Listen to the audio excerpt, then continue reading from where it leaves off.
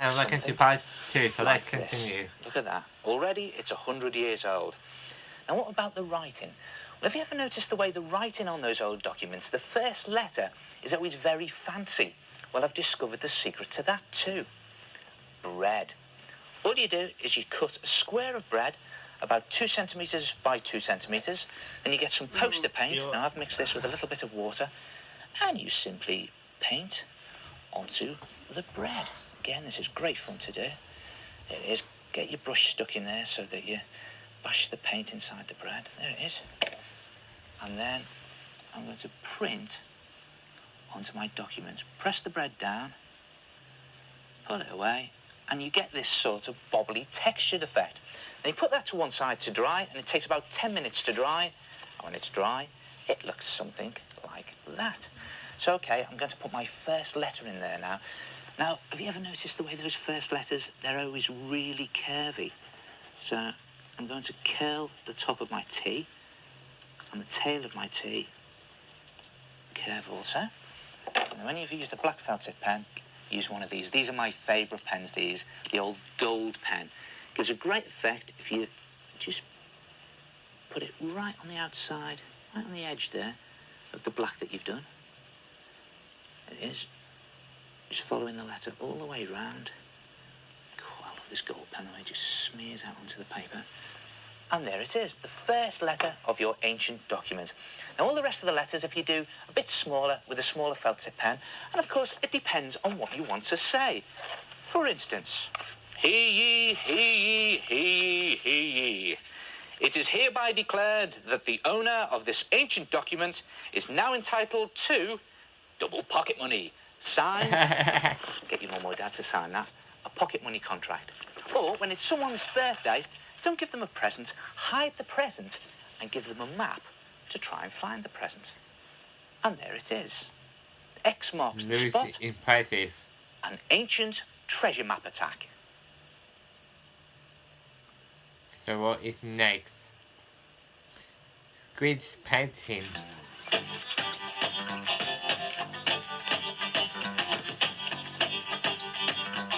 Oh, hold on a minute.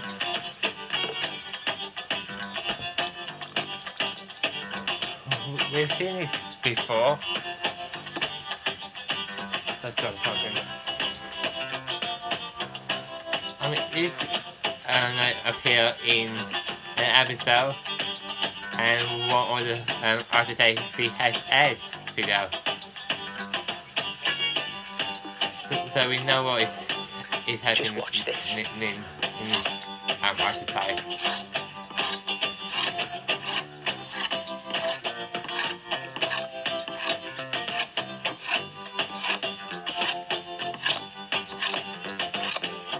Great effect, and you can do it as small as you like. Come and have a look at this. Now just take some of this ready mixed poster paint you get in a bottle and just squidge a little dollop out onto your paper. And get another colour and go round it in a circle. It's blowing bubbles at me there. That's it. And then another colour and go round with another circle. And another colour and go round that again in a circle. You can use as many colours as you like, actually. Then take one of these cocktail sticks or a straw, and this is the good bit. Start in the centre, just flick out, going right through all the circles, just flick really hard. And there it is, slowly but surely, in front of your eyes. And it creates a sort of Mad Catherine wheel. Great effect, very easy to do, and you can do it as small as you like or as big as you like.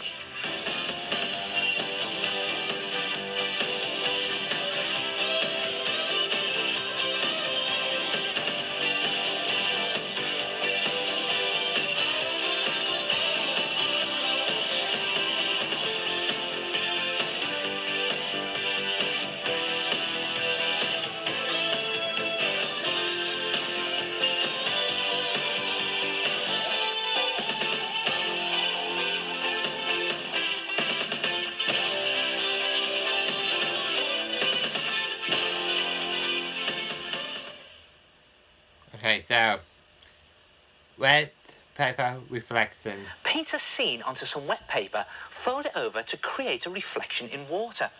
Well, I'm going to try something a little bit different this time. I'm going to use dry paper to start with, and you just fold your paper in half and paint your scene on the top half of the paper using the fold as the bottom of your picture. Now what I'm going to do is I'm going to paint a very simple mountain scene. And what's on the top of every mountain?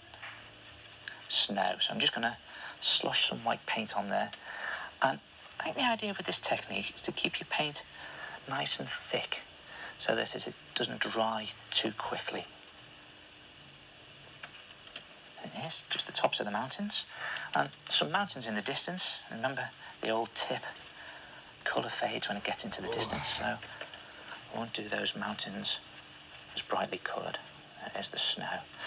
Now for the mountains themselves, well, let's drag a bit of grey in here through the snow.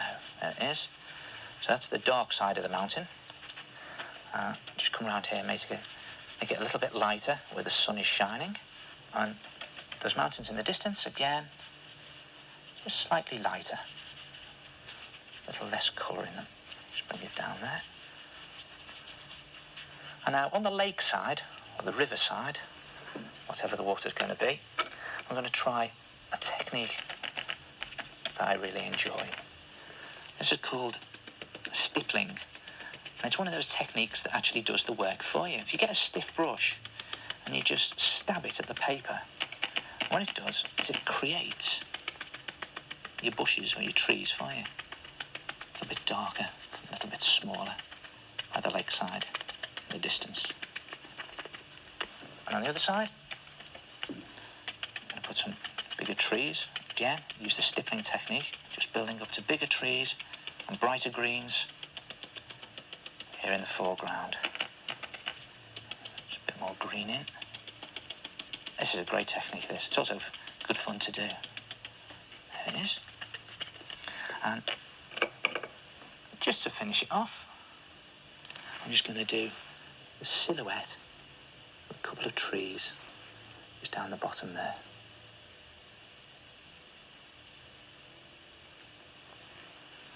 And now the good bit. Take some water and literally slosh it onto the bottom half of your folded paper. Just covering the whole of the bottom half with water. There it is. And then fold your picture over, press it into the water, and there you have a water reflection picture. Okay, so next, moving paint. Now, you know how I like sloshing colour around? Well, I've discovered some great ways of making some very colourful pictures by moving paint. Just squeeze some ready-mix poster paint into a dollop that's just a bit bigger than a 2p piece, and then take another colour and just squeeze a ring like that around the first colour, and then take a third colour and squeeze another ring just on the outside of that. And then take another piece of paper, the same size as your first piece, only it can be a different colour, and carefully line it up and lay it on the top like that. Now, if you take your finger, you can just feel the paint squidging around in between those two pieces of paper. Then lay your finger flat on the top piece and just move the paint inside the two pieces of paper. Just squeeze it along, and you can actually feel it squidging under your fingers. Just move it all the way round like that in a sort of star shape. Just keep it moving. And then when you peel back the top piece, if you've used two different coloured pieces of paper, you get two very different pictures. Another way to move paint even further is to mix it with a little bit of water. Now, again, I've got some ready-mixed poster paint here, and I've mixed it with just a little bit of water. But it's a case of experimenting to get the right consistency. And just pour out some blobs of the mixture onto some card or stiff paper, and make the blobs roughly about 6 centimetres apart from each Okay, other. so here is a And this in question for itself you is pretty guys. fun to do. Just pouring it out. Has any of you guys done art as Just a move those to one GCSE? And when you're ready, grab hold of the For card me, and I've move done some paint. art And just for before my it hits the bottom, GCSE in move it to year the 10 side, and year and 11. again, over to the other side. And you just sort of judge when you want to turn the card. And there you have a fantastic motion picture. Lay it down flat to dry, and there it is. Try it yourself, move some paint, and give yourself an art attack. Next, printing. You can print using almost anything. For instance, I've got some string here that I've stuck to the back of some cardboard, and I'm going to place that in the paint and squidge it in, get the paint all over it, and then simply print it onto my card. There it is. Creates that lovely textured effect. The texture of the string. Give it one more. I'm actually going to create a picture. What is it? I'm not going to tell you. You can also print using bread. Now, the good thing about bread is that you can cut it into almost any shape. You just got to be careful with it. And again, Super careful. Textured finish. Just press it on, make sure it prints. Lift it. And there it is. Good one. Another thing you can print with is half a potato. And again, you can cut this into any shape you want. Don't know whether you can guess what this is. It's beginning to take shape. Another one of my favourite things for printing with is cardboard. And the beauty about cardboard is, again, you can cut that into any shape. A bit like Batman's logo, that. But it's not. I'm going to do another two of them. One there. Just paint it. Press it. Print it. Again, you get those lovely texture marks there. You can feel the paint all sucking underneath there. There we go, notification from Instagram. I'm also going to print using the side of a piece of cardboard. So you get a straight edge, one in there, and one in there. And the old favourite, sponge. Second You part can put it into any shape, small as you like, or as big as you like. Just plop it on top, give it a good pressing, and just watch this suck up now. Look at that. Lovely. And of course, it wouldn't be printing if I didn't get my hands dirty, would it? Get them stuck in there, get the paint all over them. There we go. Right on the edge. Carefully lift it up. And there he is. So we've got animal Quick cartoon of an elephant. Starting with his trunk. Put his trunk in. A few creases in the trunk. Wasn't what else this has an in elephant got? Well, it's got a the huge body. Put that in there. pencil and drawing and VHS? Doing scuttling along. What else has he got? Well, the elephant's got big ears. Tusk in there. A little smile on him. Some eyes up top.